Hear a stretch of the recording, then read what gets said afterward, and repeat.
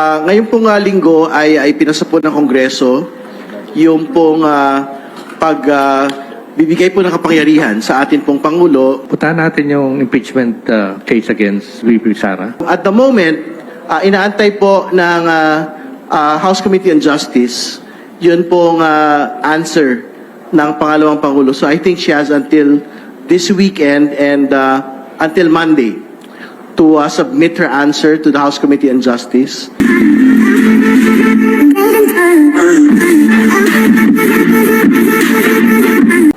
Okay, magandang umaga po sa ating lahat. Ngayon pong linggo ay pinasa po ng Kongreso yung pong bibigay po ng kapangyarihan sa atin pong Pangulo na suspindihin, bawasan, tanggalin yung pong excise taxes sa produktong petrolyo. No, ito po ay historic, unprecedented, hindi po nagawa kahit nung nagdaan. Kasi nung pong nagdaan, meron pa hong 3 buwang palugit para po magtanggal po at magsuspinde na excise taxes sa produktong petrolyo. Pero dahil tanaw po ng Kongreso at ng Pangulo ang napakahalagang intervention dito po sa presyo ng produktong petrolyo na ipasa na po sa Kongreso.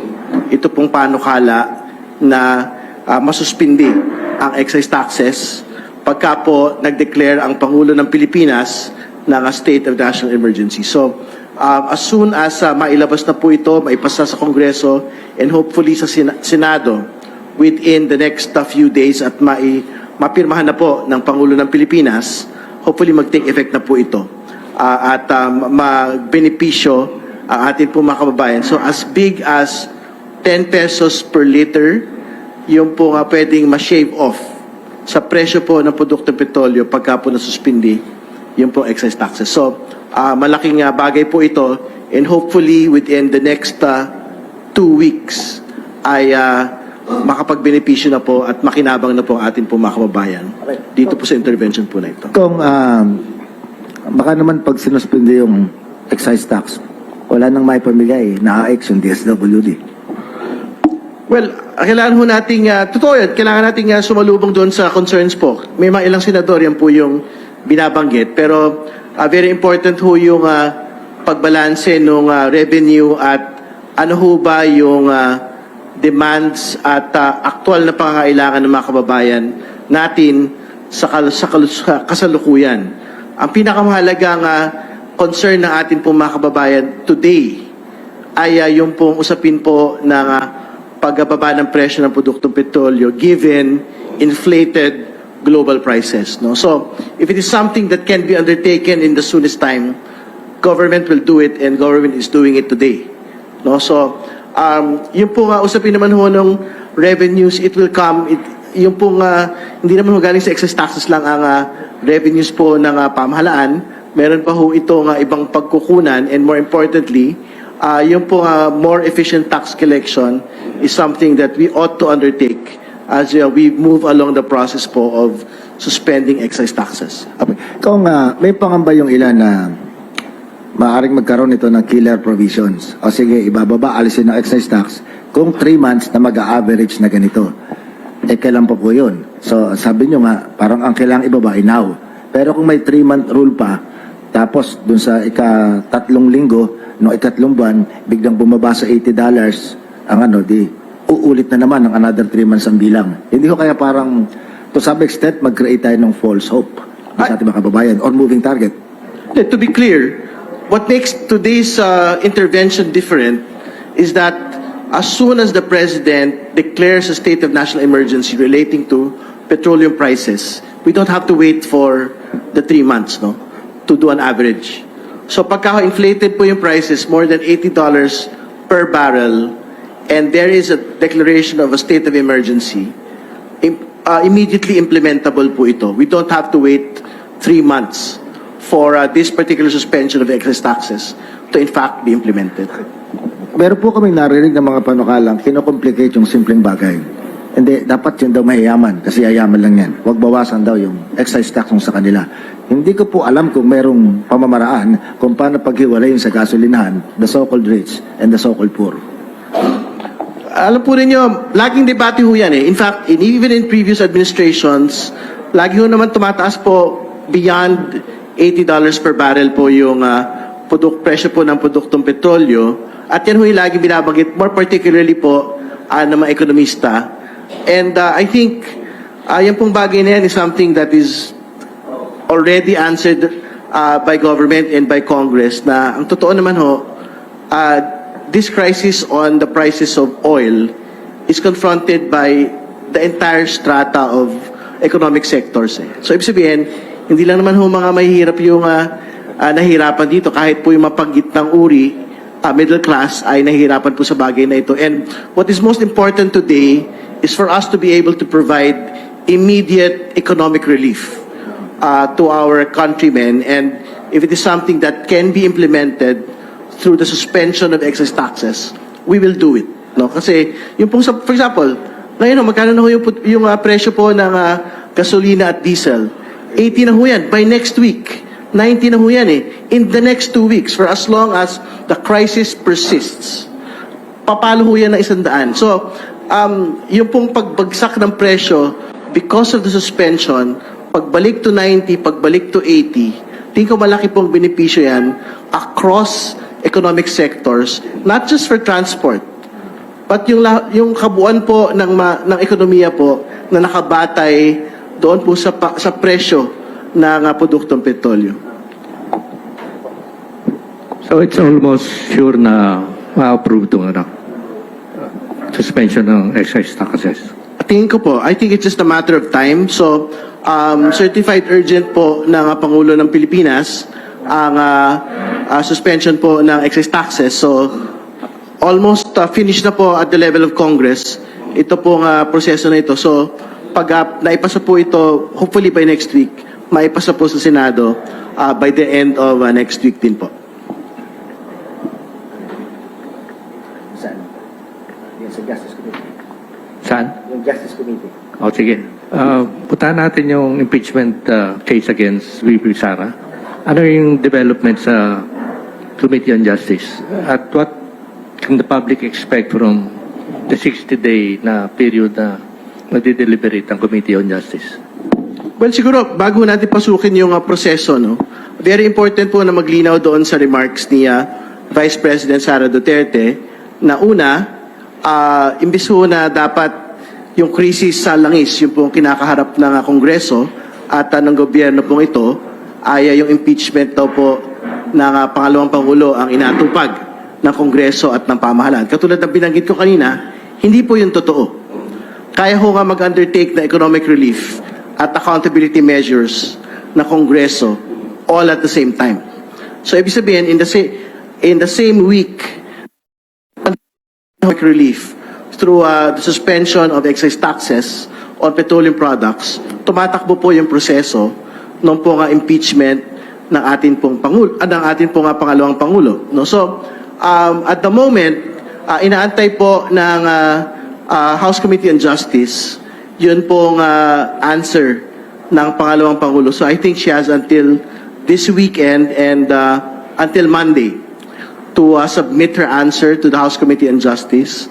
So antayin po namin yon at the end of office hours no, ng Lunes, and then we will have to decide kung ano po yung next step. So in the event that the Vice President submits her answer, yung pong endorsers complainants will be given an opportunity to reply, and the Vice President will be given an opportunity to do a rejoinder. No? So, yung pong determination of sufficiency and grounds will be taken up, and hearing proper will proceed, I think around April 8, if that is the timeline, in the event that the Vice President responds. No? In the event po that she does not respond by Monday, the process will be shortened, abbreviated. So, ibig sabihin, no, I think as early as the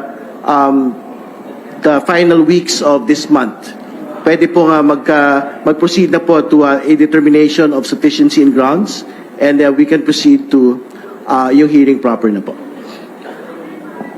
So hindi naaabot ng 10 days yung time given to VP to respond? Matatapos na po yung 10 days eh. by this weekend. So our expectation that she will respond, and she will Sunday kasi wala naman ang pong pasok po yung Kongreso ngayon pong weekend. So hopefully by Monday, the answer will be submitted to Congress, no, to the House Committee on Justice. Very important din po before proceeding to clarify po on the remarks also of the Vice President that Congress is undertaking a fishing expedition relating to her impeachment. Hindi rin po ito totoo. Kasi a fishing expedition presupposes an absolute absence of documentation before proceeding with any impeachment. Hindi po ito totoo. No? So, sa totoo lang, even if we don't undertake subpoenas, the impeachment proceeding against the Vice President will in fact proceed. It is essentially complete. Kasi what do we have today? We have the COA reports on confidential funds. We have the video recording of the threat against the President, the First Lady, and the former House Speaker. We have copies of the SALN of the Vice President. We have the affidavit of Mr. Madriaga relating to his role as a bagman of the Vice President. So, ibig sabihin, ito po mga pinapasabpina ng mga House members ay bahagi lang po ng pagdadagdag ng mga dokumento. And more importantly, yung po mga hinihingi, bank accounts, anti-money laundering council reports, ito po ay mga bagay that can only be requested for in the course of impeachment proceedings. Kasi po, these are within the exceptions of the bank secrecy law. So, ibig sabihin, the complainants endorsers actually won't be able to get copies of these confidential documents without actual impeachment proceedings commencing.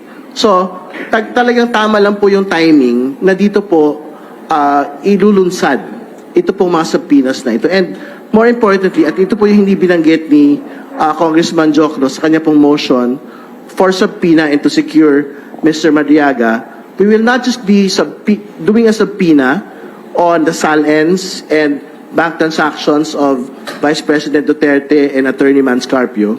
We will also undertake subpoenas on the income tax returns of the couple, income tax returns, VAT returns, and SEC registration, all the businesses that had been listed in the SALN of the Vice President for 2023 and 2024. Nito po requesting po of these documents. The 2024 SALN was 88 million net worth, no? The cumulative salary of the Vice President from 2007 to 2024 would amount to around 30 to 40 million in total from 07 to 24. So, what needs to be explained by the Vice President is the gap between 30 to 40 million and the 88 million net worth that has been submitted in 2024. So, saan po yun mapapaliwanag? Maipapaliwanag po ito doon sa sinasabi po nilang other lawful income, which was taken from what?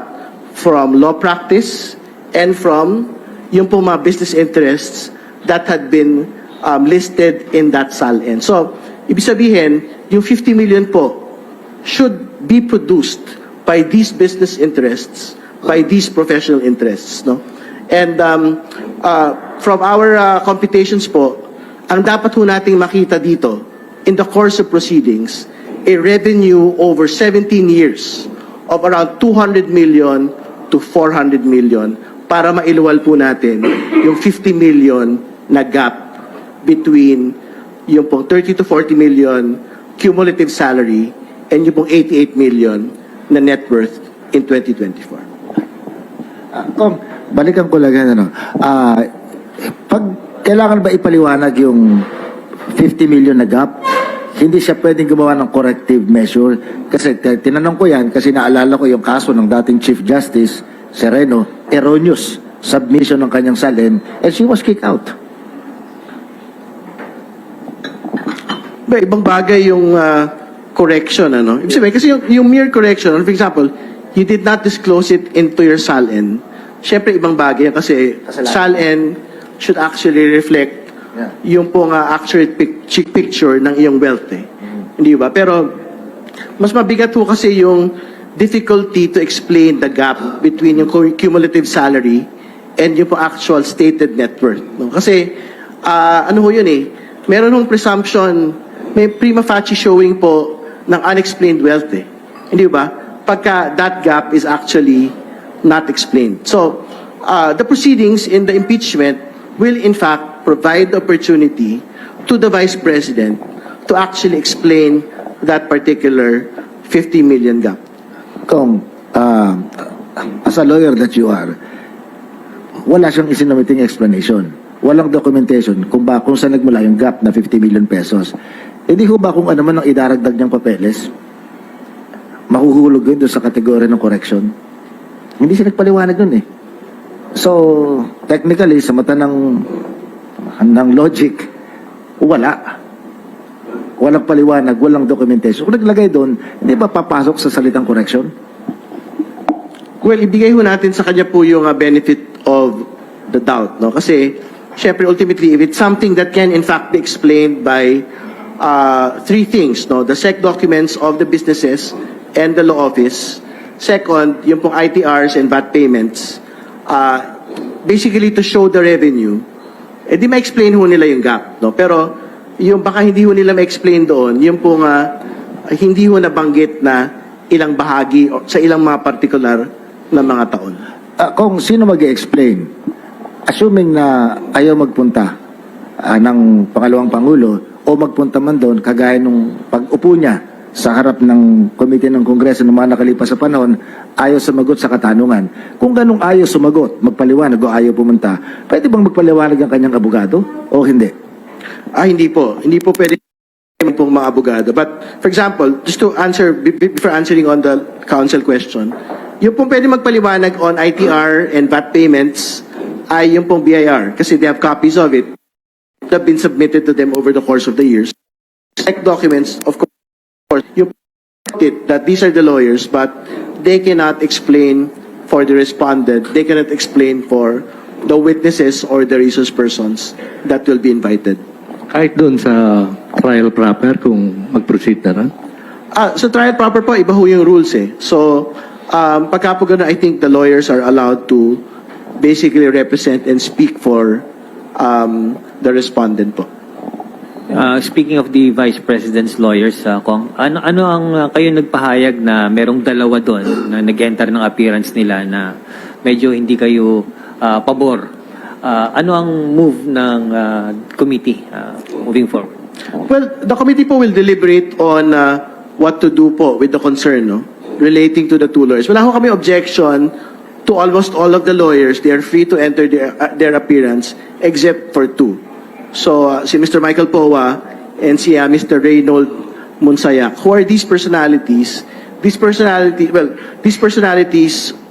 were high-level officials in the Department of Education and in the OVP.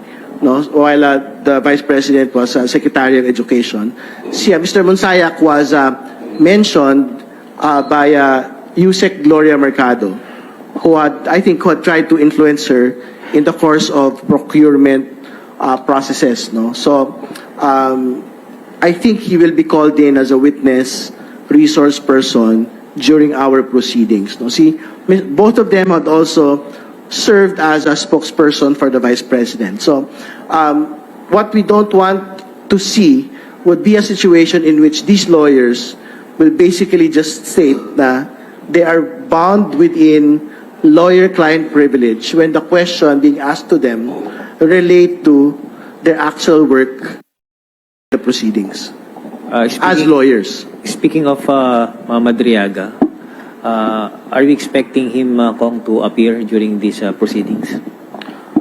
Yes, we are expecting Mr. Madriaga to appear. More importantly, to provide credibility to his testimony.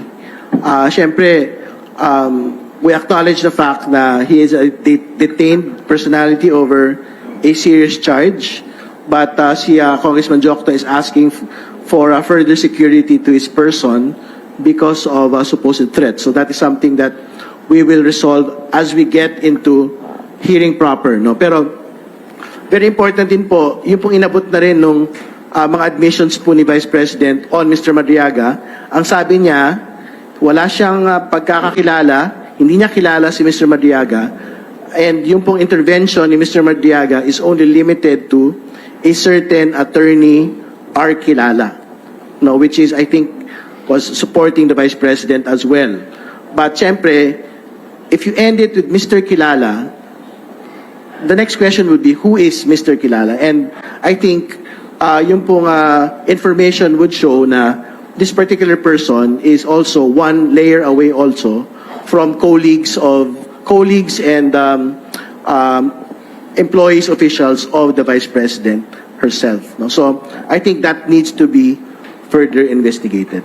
Legally kong allowed ba ng rules ng Kamara to take custody of Madriaga pag nagpasimula itong proceedings? At the moment, yung pong meron jurisdiction over Mr. Madriaga is the court po that has a jurisdiction on him, no? Doon po sa kanyang kaso ang kinakaharap. So, we will have to coordinate with that court and with the BGMP. So, if that court agrees that detention on Mr. Madriaga can in fact be transferred from BGMP to the House, then we will take him in. Pero it will be the court to actually decide whether they will agree. Siya po'y wala pong conviction o meron na? Si Madriaga. Pauli ng tanong? May conviction na ba siya o wala? Conviction wala pa. Currently detained lang po siya. So ongoing po yung kanya pong criminal proceedings. Tong, naalala ko nung last Congress, ang daming sorpresang ginawa ng Quadcom na lahat na sorpresa. Bigla pa lang may sumusulpot na testigo, may mga ebidensya. Aasahan ba namin yung ganun? Na earth-shaking surprises? We want the proceedings to actually be fair, no? And yun naman pong mga nakikita niyo na po mga dokumento at mga personalidad, tingin ko more or less hindi na ho masyadong magbabago yun. Kasi, for example, on confidential funds, on the threat against the President, on SALN, effectively complete na po yung mga documentation and witnesses na pwede yung ipatawag sa mga usapin po na yan. So, yung talagang bago na lang talaga, yung pong sa Madriaga affidavit, no? At syempre, yung pong mga, at yun yung bago. At pangalawa, yung pong mga malalaman po nating dagdag na detalye doon po sa mga requests to the banks and sa Anti-Money Laundering Council kung meron hong makikitang mga dagdag pong impormasyon doon. Pero tingin ko labas pa ron, essentially complete na po yung pong linalaman po ng proseso po natin. Balikan po yung dalawang partikular na abogado. May kapangyarihan po ba ang committee na i-reject ang appearance ng piniling abogado ng nasasakdal? Tingin ko meron naman ho. Kasi very clear naman ho yung in-explain ho natin na conflict, no, of interest nila dyan sa bagay na yan. So, ang ayaw ho talaga natin is that these two lawyers will invoke client confidentiality if they're asked on matters relating to their work in the Department of Education and in the Office of the Vice President. Kasi pwede ho talagang mangyari yun. So, I think we would rather reject their entry as lawyers para we can basically call them in as witnesses, resource persons in the course of the proceeding. Kasi anyway, kahit naman tanggalin po ninyo yung ng dalawa, yung pong 16 lawyers na atin pong pangalawang Pangulo, may 14 lawyers pa rin naman ho na pwede hong kumatawan sa kanya sa proseso po sa Kongreso. Naisip niyo po yung ganyang katanungan sa inyong isipan. Nagdududa ba kayo na kaya siya, yung dalawa pinangalan ng abogado para mapanatili ang kanilang katahimikan? Tingin ko hindi naman. No? I would rather think na, siyempre, talaga naman ho nagsisilbi sa pangalawang Pangulo, yung pong dalawang mga abogado pong ito. So, pinili po ng pangalawang Pangulo ito. Pero, tingin ko, may kapangyarihan na ho talaga ang House Committee on Justice to raise their concerns and to dispose of the question on whether we would want to avoid this particular conflict of interest to exist in the course of our proceedings. ano naman po yung pinagbabatayang batas? Kasi alam niyo naman, magdidebate ng gusto dyan. Yung client-lawyer, yung privilege, ba'y batas o isang tradisyon lamang? Kasama ho yan doon sa mga ethical standards ng mga abogado. So sa totoo lang, katulad halimbawa nung source confidentiality ng media, di ba? Yung pong patient confidentiality ng mga doktor, yung pong confidentiality ng mga pari, di ba?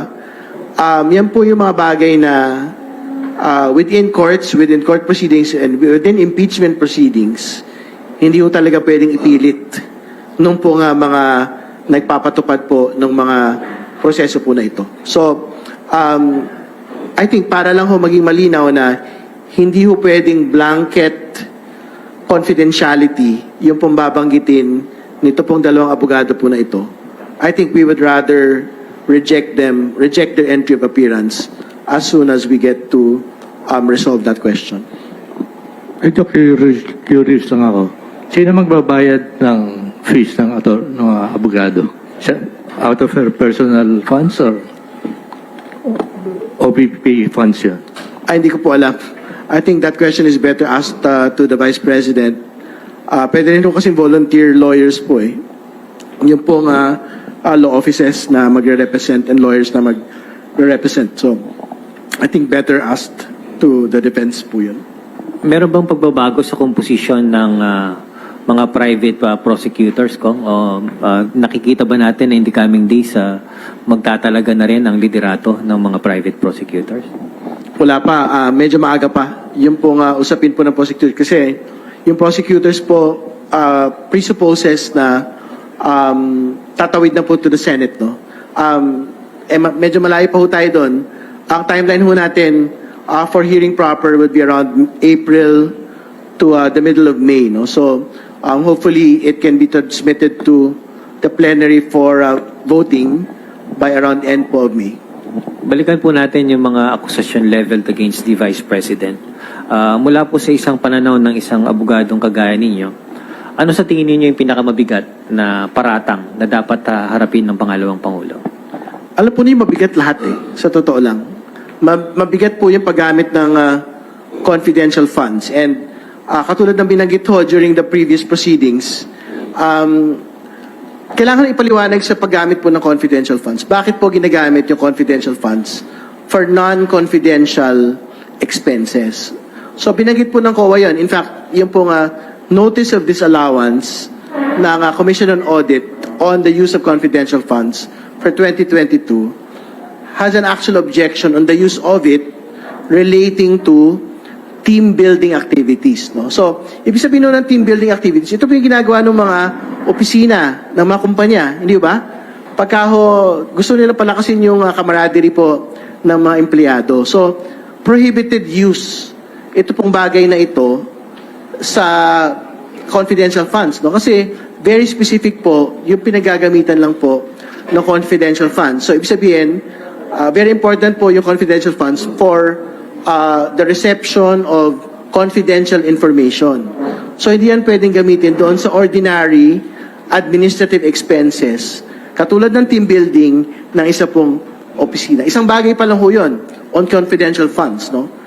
Ibang bagay pa ho yung paggamit ng mga rental para sa pag-upa po ng safe houses at 500,000 pesos per safe house ng confidential funds po na ito. And ang pagtingin ho namin, para mataas yun para sa rental po ng safe houses. Kasi ang 500,000 per month, hindi lang ho ito over the course of 11 days, ay pwede na ho makaupa yan sa Forbes Park, Dasmariñas Village, pinakamahal na kondo sa Bonifacio Global City. No? And even if doon man talaga ho umupa, ang tanong ho ng mga intelligence community, bakit doon kayo uupa? Sa mga mahal po na mga lugar po na yun, ba't nyo doon itatago yung inyo pong mga confidential agents? So, yun yung confidential funds. Yung pong second, yung pong death threat against the President, the former House Speaker, and the First Lady, tingin ko malinaw ho yung ebidensya doon. Malinaw din ho in-explain ni Congresswoman Janice Digamo na kahit sabihin mong conditional threat, ito pong mga bagay na ito, it can still result into an actual killing as what had happened to her husband, Governor Digamo. It started with a conditional threat, evolved to an actual threat, and then ended into his killing. Hindi ba? So, yung bagay na yan, hindi ho minamaliit ng Kongreso. And more importantly, meron pa isang instance eh. Hindi lang naman ho yung during that press conference ho, nagbanta ang Vice President against the President. Meron pang isa kung saan sinabi niya na gusto niyang pugutan ng ulo ang Pangulo, and it is something that is not conditional as far as the committee is concerned. And pangatlo, yung pong SALN, nakita naman ho natin, malaki ho yung pagkakaiba, kailangan ipaliwanag yung 50 million gap between cumulative salary and the net worth as stated in 2024. May sabpina na po bang ibinigay dun sa mga bank records? Gagawin ho yun as soon as we get into hearing proper. So, we have to go into a determination of sufficiency in grounds first, after which, if we proceed from there, yun na pong mga motions po na yan yung i-dispose. So, saan po makukuha yung records? Kasi sabi ng ibang bankero, 10 taon lang naman sila minamandato na ikip ang records. So, sa Central Bank, meron bang ganun? Na record na ganun kahaba? Yung po AMLAC, I think meron po yung records, no? Across the years, no? So, syempre, we will follow yung pong mga prescriptive periods po nung po mga bangko at ng AMLAC, no, to make a determination on the inflows and the outflows and the transactions, no. Pero gusto natin makita ano ba itsura talaga po ng bank records ng mag-asawang Duterte at ng lahat pa ho ng mga related transactions po sa kanila pong mga accounts.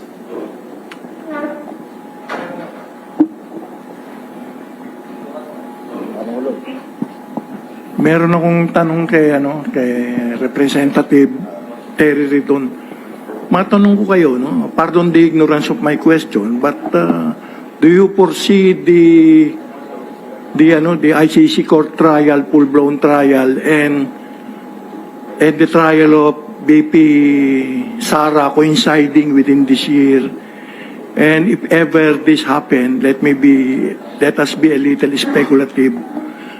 Would we expect some political instability or something, or chaos or what, if these two trials coincide within this year?